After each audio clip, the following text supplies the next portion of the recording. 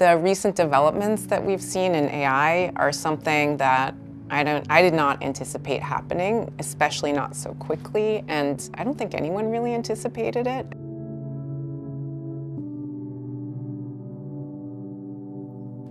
What excites me most right now is not so much the technological advances, but more what happens when you take automated technologies and you put them together with people.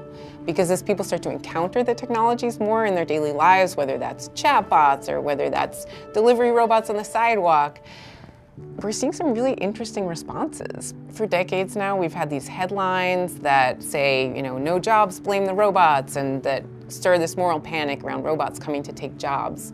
And I think that the fears that people have around this replacement question aren't actually fears about the technology, but more about the political economy and some of the choices that we're making as a society. And I think that one thing that companies can do to try and help mitigate some of those fears is make clear that the choices they're making is to invest in technology that helps people do a better job or works with people, which is the better use for robots and AI anyway. I think it is really important to look at that chain of causality and really hold people accountable, organizations accountable.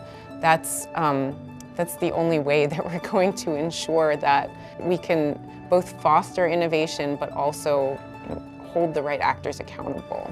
It's really important to remember that we tend to give robots a lot of agency in our language, and it's not maybe the robot that made a mistake, but somewhere along the human decision-making chain, mistakes were made. What needs to change in our culture in order for us to trust the right ways? We need to realign our expectations.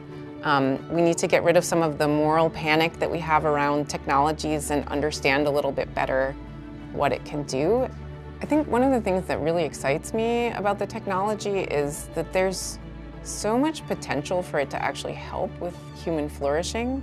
And I think the only mind shift that needs to happen is that we need to understand that we control what the technology is being used for, what is being invested in, how it's being designed, what use case it eventually ends up helping. And so I'm very excited for some of the ways that these technologies could improve our lives if we can take the responsibility and make the right choices about it.